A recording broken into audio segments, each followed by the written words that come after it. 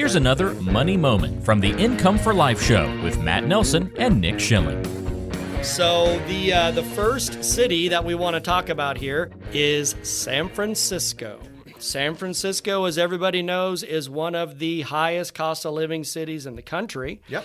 And if you are looking at $1 million retiring in the San Francisco area, you're looking at $136,000 in average annual expenses in San Francisco, which that would last you 8 to 9 years of that million.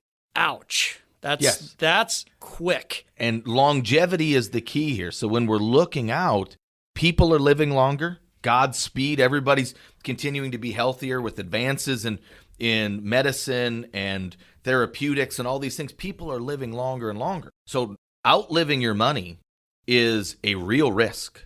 And when you've saved up $1 million and you're a millionaire technically, but in certain cities, that's going to last you less than a decade.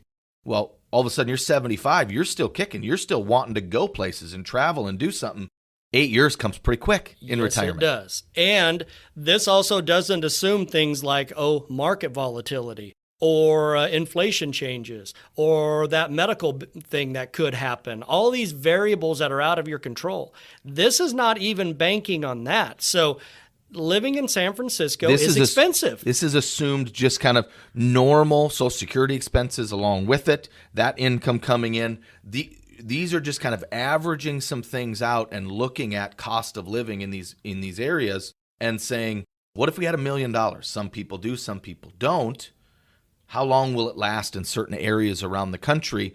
And then what does that mean to our 3 C's of retirement planning and what we got to do to shore up some of these things? Absolutely. So San Francisco is, in our situation, the most expensive in our numbers that we ran. Correct. Less than a decade it's going to last you. That's ridiculous. That's pretty scary. The next cities that we're going to talk about that all kind of matched up in about the same dollar amount for the annual expenses is Los Angeles, Seattle, Washington, D.C., Boston, and San Diego.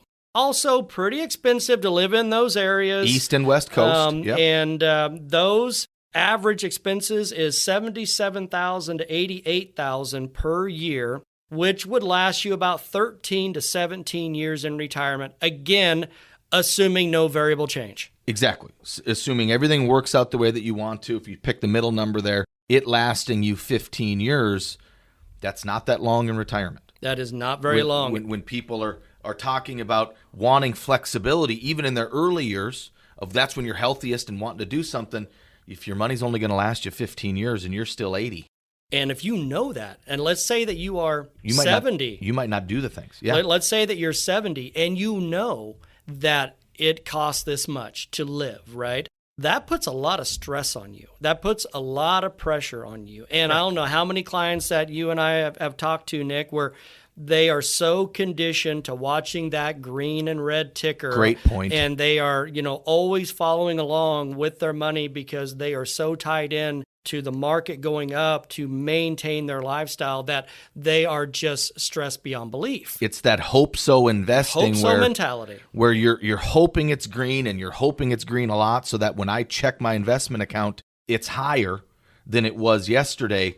That's not the way we want our retirees living, and that's not the plans we want to set up so that they are checking that sitting on their chair, drinking their coffee in the morning, seeing how the market starts out.